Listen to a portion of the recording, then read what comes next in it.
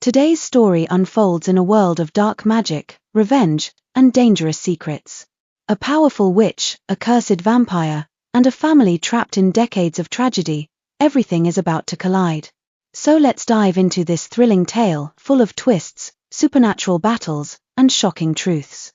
The story begins in the year 1760, where we see the Carver family, consisting of only 3 members, the parents, and their young son Adrian. The family was extremely wealthy because Adrian's father owned a successful fishing business. He even built an entire town near the sea, which was named Carver's Port. Since the Carvers were rich, Adrian's father built a grand mansion for the family and named it Carverwood Manor. Over the years, their fishing empire continued to grow, and Adrian grew up into a handsome young man. During this time, Adrian began a romantic affair with Ilara, a maid working in the mansion. One day, Ilara confessed her love and told him she wanted to marry him and spend her entire life with him. But Adrian refused.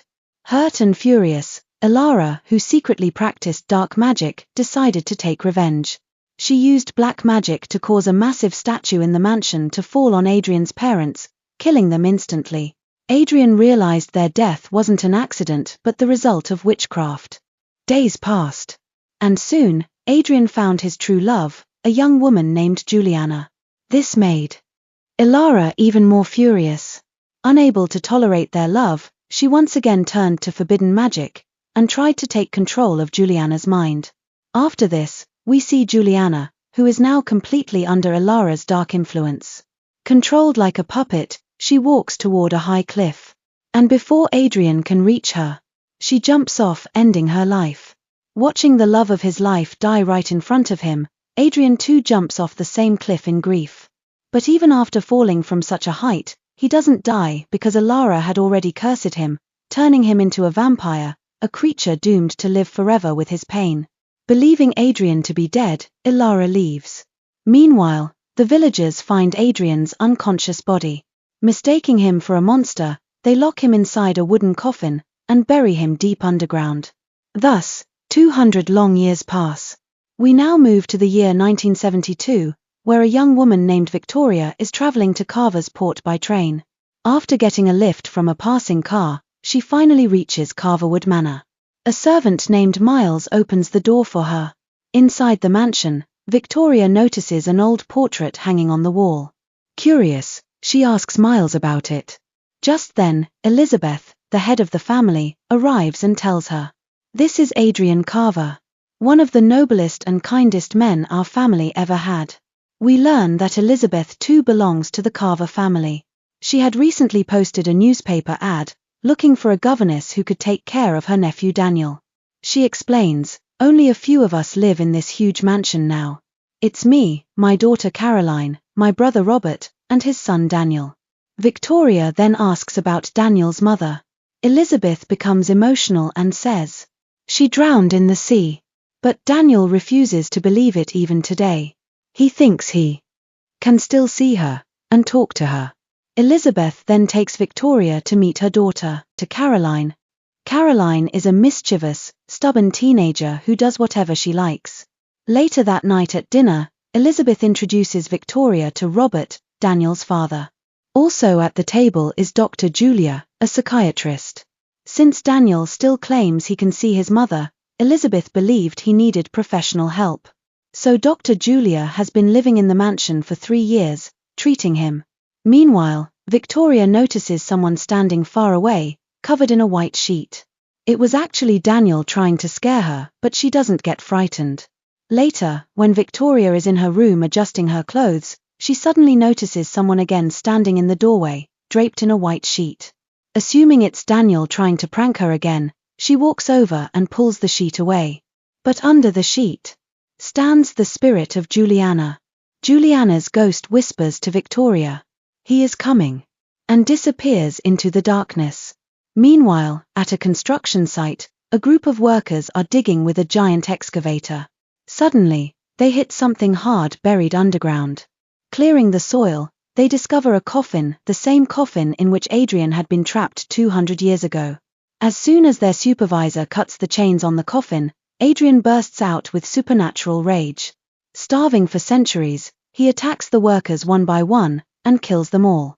After freeing himself, Adrian walks back to his old home, Carverwood Manor. There, in the garden, he meets Miles, the servant.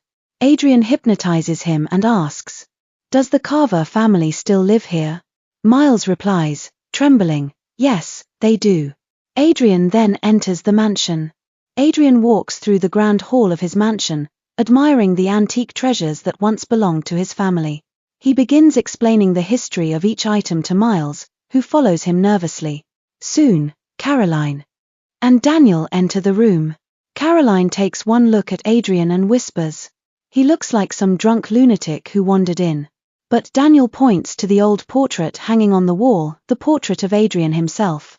Adrian smiles proudly and says, "A great artist once painted this, while I stood right there." Just then, Elizabeth rushes in and tells the children to stay away from him. Elizabeth, still suspicious, thinks he's just an imposter. She takes Adrian to another room and says strictly, "If this is some kind of joke, end it now."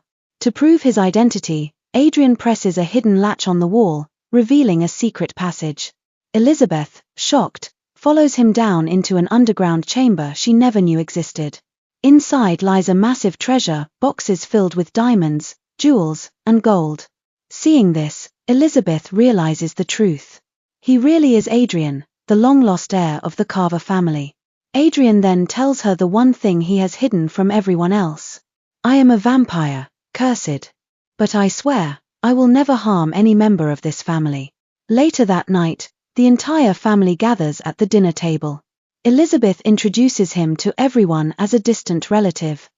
After that, Adrian asks Elizabeth about their family's fishing business. Elizabeth sighs and says, "Our business is almost destroyed. A woman named Ariana has made secret deals with all the fishermen, and she has taken over everything." Adrian replies confidently, "Now that I'm back, I'll bring our business to the top again." Just then, Victoria walks into the room.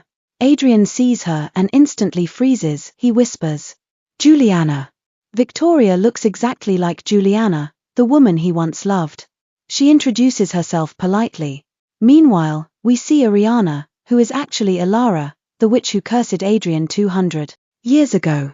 By practicing dark magic, she turned herself into an immortal sorceress, changed her name, and continued living for 2 centuries. She arrives at her office, where she learns shocking news. During last night's excavation, her workers found a 200-year-old coffin, and soon after, every worker at the site was brutally killed. Hearing this, Ariana panics. She rushes to the site, and after seeing the traces, she realizes the unthinkable. Adrian has returned. Ariana storms straight to Carverwood Manor and starts talking to Elizabeth. But then Adrian walks in and shakes her hand. The moment he touches her, he knows. "You're Ilara," he says to himself. He pulls her into another room and begins talking about the fishing business. Ariana smirks and replies, "That business belongs to me now.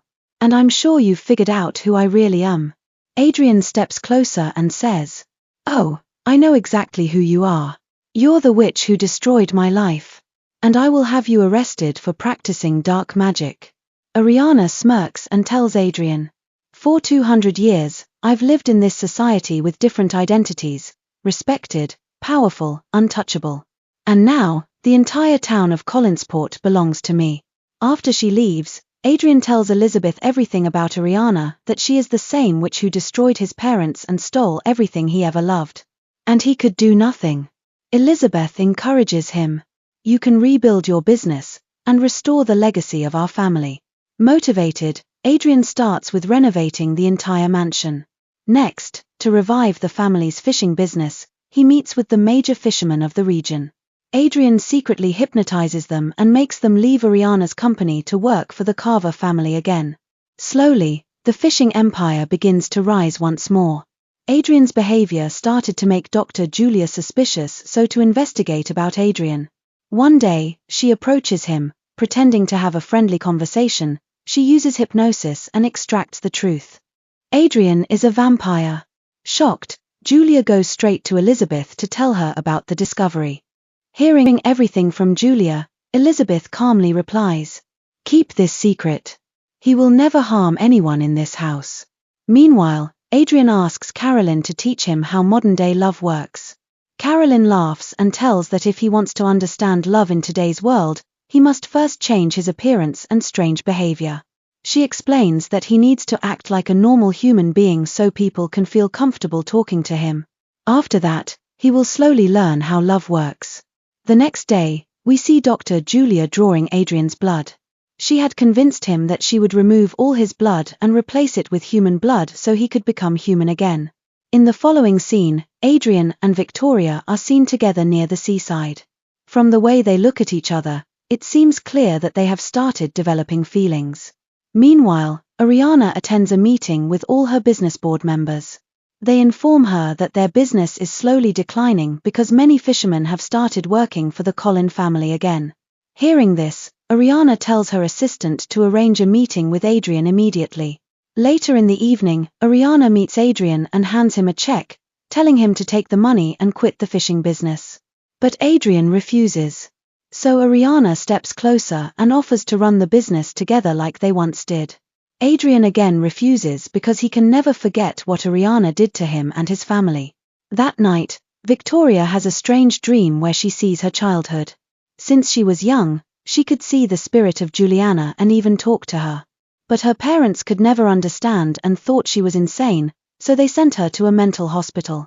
She wakes up suddenly and sees Juliana's spirit standing right in front of her.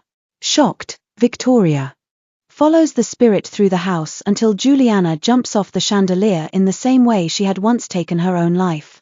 The next morning, Adrian organizes a grand party at the mansion with everyone's approval. Many important people from the town are invited to the event. During the party, Adrian notices Daniel standing outside a locked room.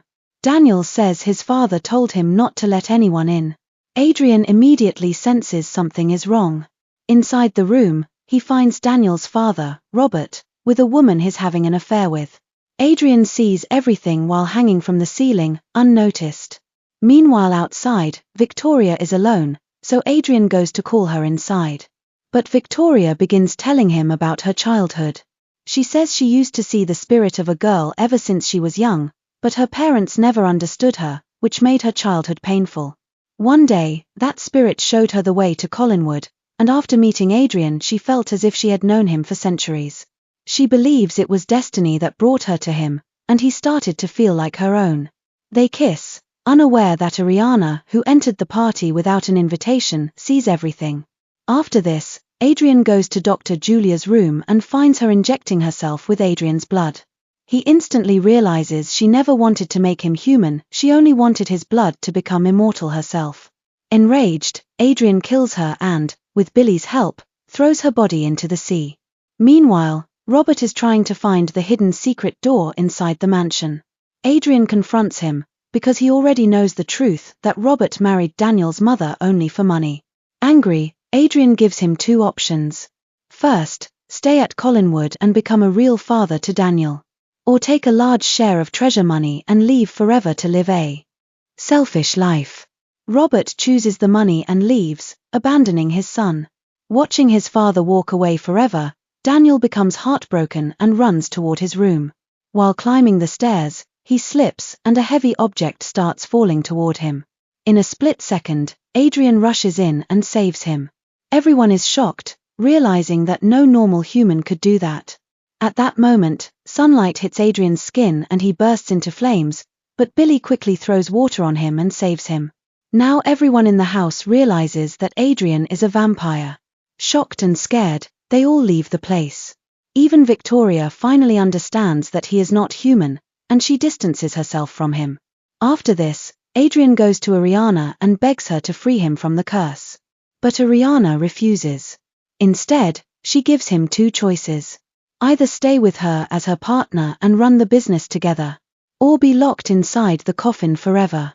Adrian refuses her offer. Ariana then cleverly provokes him by asking about Dr. Julia, because she already knew he had killed her. Angered, Adrian admits that he murdered Dr. Julia.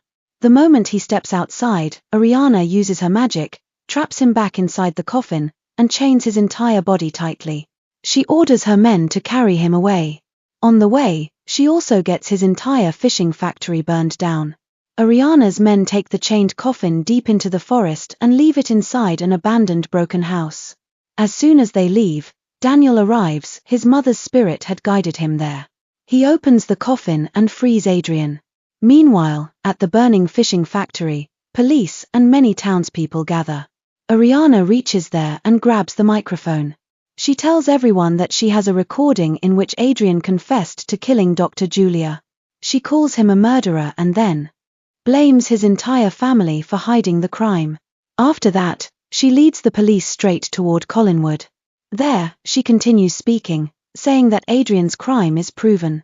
Suddenly, Adrian appears and bites Ariana's neck in front of the police and the whole town. But nothing happens to Ariana.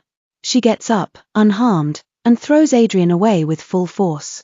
Seeing this, everyone gets terrified and realizes that both of them are vampires. The police immediately order everyone to leave the area. A deadly fight begins between Adrian and Ariana. Elizabeth joins in with a gun and fires at Ariana, but even then Ariana doesn't get hurt.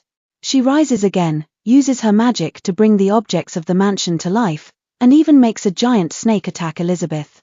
She sets the surroundings on fire and animates a statue to continue attacking the family.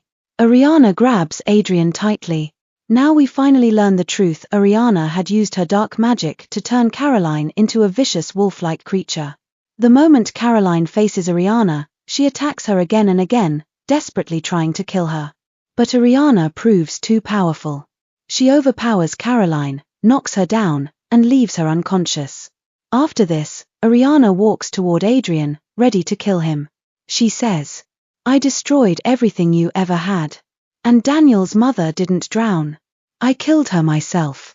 Just then, Daniel arrives and shouts, "Leave him. Otherwise, my mother will destroy you." Suddenly, the spirit of Daniel's mother appears. Using her supernatural strength, she launches a powerful attack on Ariana. Ariana is thrown backward and crashes into a huge chandelier. At the same time, Adrian breaks free from the wooden puppet's grip and tells everyone to leave the mansion immediately. He then approaches Ariana. Within moments, Ariana dies. On the other side of the mansion, we see Victoria walking toward the same cliff from where Juliana had once jumped to her death. She now knows Adrian is a vampire and believes that a human and a vampire can never truly be together. Adrian rushes to the cliff to find her, catching her just before she falls. But Victoria says, "We can never be one, because I am just a human. There is only one way, turn me into a vampire." Adrian refuses. He cannot do that to her. So Victoria lets herself fall from the cliff. To save her, Adrian jumps after her and bites her just before she hits the ground. That one bite ensures that even after the fall, Victoria will not die. Instead, she also transforms into a vampire. Both of them look at each other with relief and happiness, because now they are the same, and they can finally stay together forever. In the final scene of the story, we see the deep ocean floor where Dr. Julia's body lies. Suddenly, her eyes open because Adrian had bitten her before killing her. This means she has also turned into a vampire. And with that, this dark and twisted story comes to an end. Secrets were revealed, curses were broken, and destinies changed forever. Thank you for watching. If you enjoyed this summary, don't forget to like, share, and subscribe for more amazing stories. See you in the next video.